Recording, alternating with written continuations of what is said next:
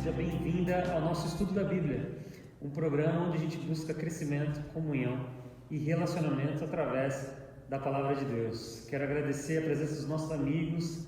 Rainer, muito obrigado, graças por estar aqui com nós outros. Graças. Pastor Wagner, muito obrigado também pela sua presença.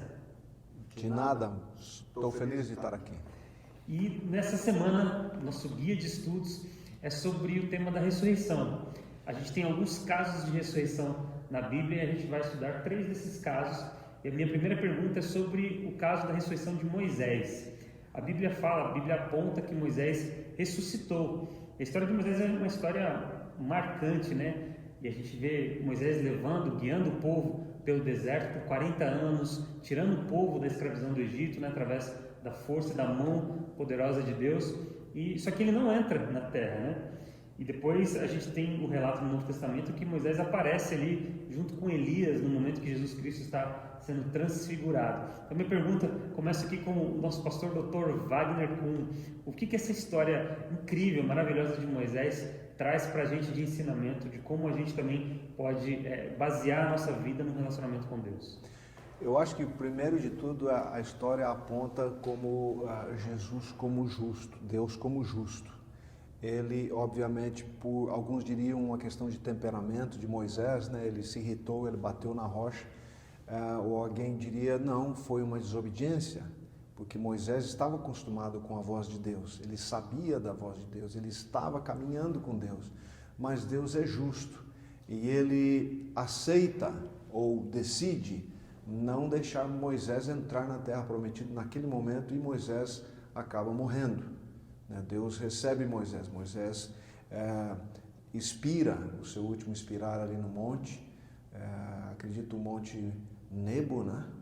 E lá Moisés expirou, mas ao mesmo tempo Deus, Jesus, na sua justiça, ao mesmo tempo ressuscita Moisés.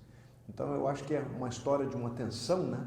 De uma tensão, eu quero estar na terra prometida, eu fiz tudo para estar na terra prometida, eu inclusive lutei contra Deus, dizendo, Deus, risca-me do teu livro, mas não deixa esse povo morrer. E de repente Moisés é proibido de entrar imediatamente, mas logo depois Deus o recebe, e ele está no céu. Yeah, and I like to point out here that before the grand scheme of things, humans' expectations are always both frustrated and then far exceeded. In the case of Moses, he was aspiring for this promised land, the geographical territory that was promised to them. And then you see in the New Testament how he has a role and a place in the transfiguration scene. And it was all planned out, all prepared. And everything that happens to us right now, during our experience here on earth, is also, just like in Moses, subjected to this conflict, to the great controversy that is happening, and to, as I said before, to the grand scheme of things, that God is in control, and it is a just God that we can rely on. Amém, amém. Essa certeza, né, que a gente pode confiar de fato em Deus, a gente vê justamente nesse episódio, né? A gente tem Moisés, um exemplo daqueles que morreram, mas foram ressuscitados, e Elias, né, que foi ao céu sem provar a morte, né? Então essa questão da ressurreição, ela é muito cara na Bíblia, ela é muito clara, né? Jesus, ele também quando morreu e ressuscitou, ele conquistou, né, as chaves da morte, e a gente pode também ter essa certeza. O segundo caso, a segunda história que a gente vai analisar e refletir agora é um encontro que Jesus tem com uma procissão, né? Um pessoal que estava ali, um enterro, estava ali próximo do portão do templo, e a Bíblia se refere a esse evento como o filho da viúva de Naim. Então era uma senhora já numa situação de muita vulnerabilidade, né? Ela já era viúva, ela já não tinha um amparo do seu esposo, e agora ela perde também o seu filho, e ela se encontra com Jesus, o autor e o doador da vida. Eu queria que a gente lesse então as palavras de Jesus no livro de João, para a gente ver essa certeza e o conforto que existe, que a gente vive e convive sobre essa sombra da morte, né, diariamente, constantemente. Como é que a gente pode encontrar também conforto, paz e esperança nas palavras de Jesus? Veja, a Bíblia é algo que transcende muitas vezes a nossa imaginação, né? A Bíblia traz uma linguagem muito clara. Veja como Jesus respondeu a essa mulher nessa angústia. Disse-lhe Jesus: eu sou a ressurreição e a vida. Quem crê em mim, ainda que morra, viverá. E todo o que vive e crê em mim não morrerá eternamente. Crês isto? Que declaração, né? Impactante. Eu sou a ressurreição e a vida. Quem crê em mim, ainda que morra, viverá. E praticamente são essas palavras que Jesus também se refere a Marta e Maria, né? Praticamente o mesmo contexto, Lázaro morto, e ele diz assim, né? Quem crê em mim, ainda que morra, viverá. Alguma contribuição também? Yeah, what's interesting to me in that story is the response from the audience. It says that they responded in fear. And we talk about resurrection, but imagine that it happens to you sometime. It doesn't say that people, started believing just because they saw a dead man, being resurrected in front of their eyes. It doesn't say that. And we have a conception of finality attached to death that is embedded in our hearts. It's in our minds. And I think that believing in God, believing that God will give you eternal life, it's the most fulfilling sentiment that anyone can achieve in this life.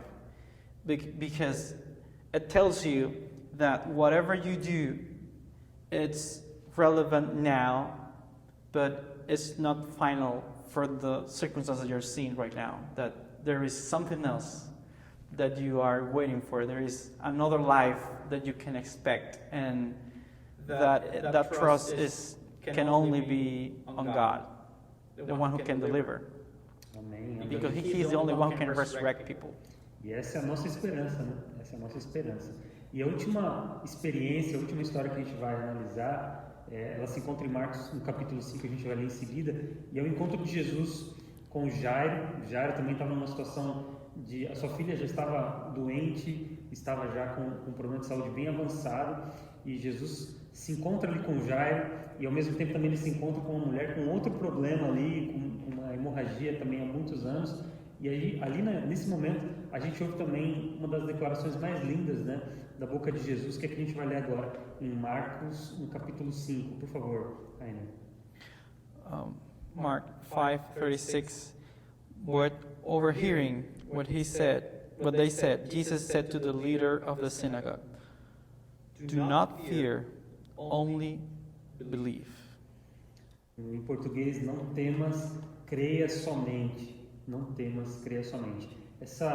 Esse sentimento do medo, ele aparece na Bíblia pela primeira vez lá no Éden, né? No capítulo 3 do livro de Gênesis, quando a humanidade desobedece a Deus e ali, por medo da reação de Deus, eles se escondem. E quando Deus pergunta, né, onde eles estão, Adão responde que eles ouviram a voz de Deus e tiveram medo, por isso se esconderam. Então, medo e vergonha, eles estão primeiramente associados na Bíblia ao pecado. E aqui Jesus ele responde, né, para a gente não temer, para a gente confiar somente. As palavras de Jesus, elas são uma reversão desse primeiro sentimento que a gente vê na Bíblia associado ao pecado. Como é que a gente pode também, na nossa vida hoje, e no nosso relacionamento com Deus, como é que a gente pode se afastar do medo, como é que a gente pode confiar mais em Deus hoje na nossa vida? Talvez uma explicação que eu gosto de relacionar aí nessa questão é a questão da criação e ressurreição. A criação é algo que é o contrário de medo, né? É o início da vida. E Deus nos criou para a vida. Então, crer na criação nos dá a esperança de nós vamos ter uma ressurreição. Eu existo, obviamente pelo pecado, o meu corpo, eu poderei morrer, que talvez Jesus não volte enquanto eu tenha vida, ou Jesus volte e eu vá para o céu, mas ao mesmo tempo, porque eu existo, eu serei ressuscitado pela promessa de Deus. Eu creio Isso é uma declaração de fé. É uma declaração de fé em resposta ao que Cristo mesmo disse: crê somente. Ok, eu creio, Senhor. E quanto mais eu creio, mais eu compreendo. E vice-versa, se eu compreendo mais as narrativas e as promessas de Jesus, também experiencialmente, eu creio mais. Então, eu acho que uma coisa vai junto com as outras na questão de como nós vivemos a nossa vida hoje e, em fato, da promessa da ressurreição. Yeah, I appreciate your comment. We gotta live like we believe it, and the way we behave is gonna determine what we believe. I'm gonna tell a testimony on my uncle.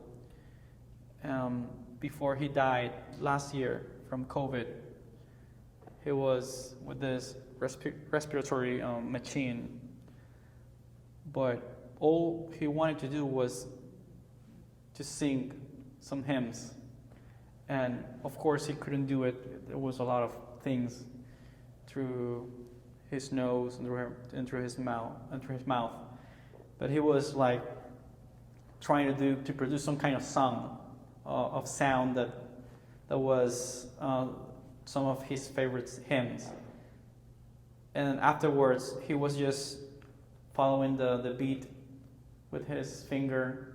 That was all he could do, but he managed to approach to look up his daughter by his bed and point towards his heart and towards heaven, like saying, like, my heart belongs to Jesus. And his daughter tells us now that he looked like in peace. And I gotta admit to you that since that experience, I've been wondering of how would I react when I come to the realization that, okay, this is it. This is the end for me. And I think that I can imagine that all he was worried about is to preach to his daughter minutes before dying, to say, hey, I believe. Remember that I believe. And that is believing. And that is life worth living as well. Rainer, muito obrigado, viu, por compartilhar com a gente esse testemunho, essa história. Que esse tema que a gente está estudando agora possa trazer conforto e esperança para você também e para sua família.